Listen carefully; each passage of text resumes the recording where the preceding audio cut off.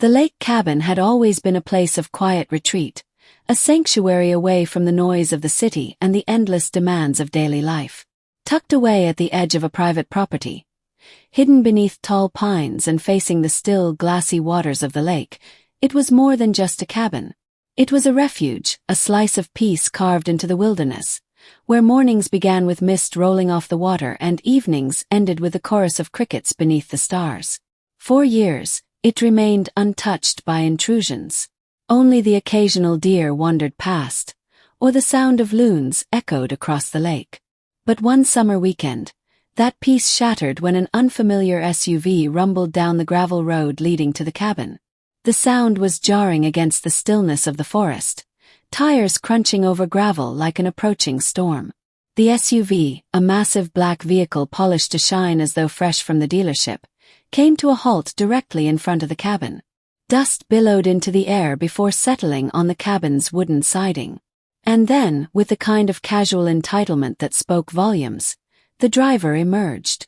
She was unmistakable. The type who made herself known in every neighborhood, every HOA, every community meeting where rules could be twisted into power. Sunglasses too large, hair tied back too tightly, a phone glued to one hand, and a frown that seemed permanent. Her name was Karen. Without hesitation, she parked the SUV right in the small gravel clearing that served as the cabin's driveway. It wasn't just the intrusion that grated. It was the way she carried herself, as though she belonged here, as though the cabin and its land were nothing more than an extension of her backyard. She stepped out, glanced around with faint disapproval at the rustic charm, and then disappeared into her vehicle again, slamming the door shut. Hours passed, and the SUV remained.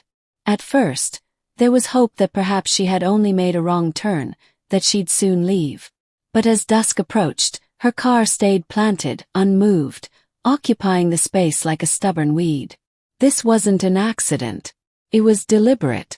She had chosen this cabin driveway as her personal parking spot, without a thought for who owned the property, who used it, or the meaning it carried. The cabin's owner knew what this meant. If someone like Karen thought they could get away with it once, they'd return again and again. Soon, the sanctuary would become a free-for-all, invaded by those who felt the rules didn't apply to them. Something had to be done. Instead of confronting her immediately, a plan formed. The cabin had a sturdy metal gate at the edge of the property, where the gravel road met the county lane. Most of the time it remained open, because no one ever dared trespass this far in. But this time the gate would not remain open. As night fell, the decision was made. The gate clanged shut and the heavy lock snapped into place. The sound of metal echoed across the still evening air. The SUV was trapped inside the property now, a reminder that actions had consequences, and entitlement would not go unchecked. There was a kind of grim satisfaction in it. Not anger, not rage, just a quiet assertion of boundaries. If she wanted to park here, then she would learn what it meant to be locked in, cut off from the convenience she expected. But instead of waiting around for the argument that would surely follow, the owner chose a different path. The lake shimmered in the moonlight, calm and inviting. The boat, tied to the dock, rocked gently as though waiting. Fishing poles leaned against the cabin wall, ready for use. So, while the SUV sat idle, locked behind the gate, the cabin's rightful owner did what he came here to do in the first place. He went fishing. 3 days stretched ahead like an open canvas. No arguments, no shouting matches, no wasted breath trying to reason with someone who thrived on confrontation. Just the sound of the water lapping against the boat, the whistle of wind through the trees, and the slow patience of casting a line into the depths. Meanwhile, the SUV remained in place, its dark windows concealing whatever frustrations festered inside. Did she realize the gate was locked? Did she stew in anger, calling friends to complain about the injustice of it? Or did she sit in silence, plotting her next move? The beauty of it was simple. It didn't matter. For once, her outrage wasn't the problem. She could scream, curse, or demand. None of it would reach the boat drifting peacefully on the lake. Out there, the only voices belonged to nature. And as the sun rose the next morning, casting golden light across the lake, there was a sense of clarity. Some battles aren't worth fighting directly. Some are better won through silence, through patience, through the refusal to play by the rules of those who thrive on conflict. By locking the gate and stepping away, the message was delivered more powerfully than any words could. The SUV sat still. The boat drifted farther. And the story had only just begun. By the second morning, the SUV still hadn't moved. Its glossy black paint now carried a thin film of dust from the gravel drive, and dew collected on the windshield like a reminder that time was passing without progress. For most people, being locked in behind a gate would be cause for immediate retreat, a quick call for help, or at the very least, a desperate attempt to resolve the situation. But this was no ordinary trespasser. Karen was the type who thrived on control. To admit defeat, to acknowledge she had no power here, was unthinkable. She would sit stubbornly in that SUV for as long as it took, clinging to the belief that eventually, someone would come to rescue her, or that intimidation might still work in her favor. But out on the lake, the owner of the cabin had other priorities. Each cast of the fishing line, each ripple across the still water, was a deliberate act of patience. He knew what he had done by locking that gate, and he knew it would rattle her far more than any direct confrontation ever could. The beauty of the situation was simple. Karen's frustration grew in proportion to his calm. For every hour she spent fuming in her SUV, he spent another hour basking in the quiet of the lake. For every thought she had about control slipping from her fingers, he found another fish tugging at his line. By afternoon, she had clearly realized she was stuck. At one point, the SUV's engine roared to life, as though she intended to force her way out. Gravel spat beneath the tires as she tested the limits of her situation. But the locked gate was solid steel, bolted into concrete posts. It didn't so much as rattle against her attempts. She was caged in, her machine powerless against a barrier meant to protect, not yield. Eventually, the engine cut off again and silence returned. Inside the cabin, the world was unchanged.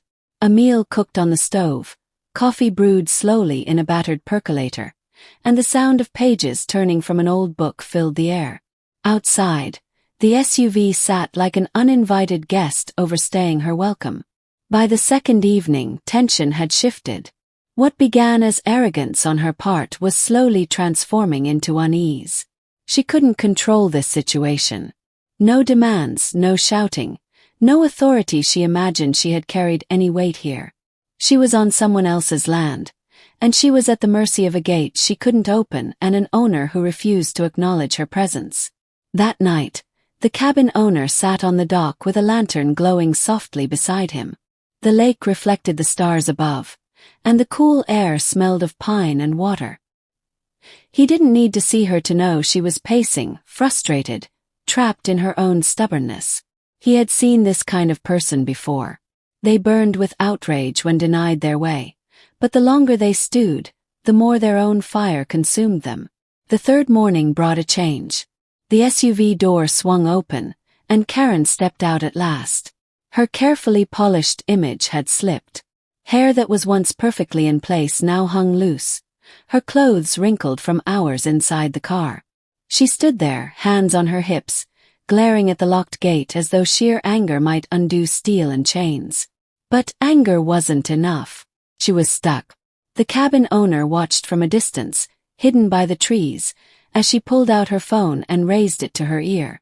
No doubt she was calling anyone who would listen. Police, friends, maybe even HOA members who had no jurisdiction here.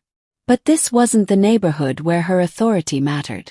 Out here in the woods on this private land, her phone calls meant little. Time was the greatest weapon. Every passing hour weakened her stance, eroded her image, and reminded her that she was no longer in control. And while she scrambled for solutions, the owner did what he always came here to do. He went fishing again. By now, the lesson was clear. Sometimes you don't fight noise with noise. You fight it with silence. You let your opponent's own actions work against them. In this case, Karen had written her own downfall the moment she pulled into that driveway without permission.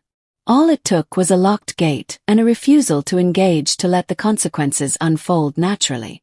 As the sun dipped behind the trees that evening, painting the lake in shades of orange and gold, the cabin owner sat with his catch of the day beside him. The smell of grilled fish rose from the fire pit, carrying with it the satisfaction of a simple life unbothered by unnecessary chaos. Meanwhile, Karen remained stranded.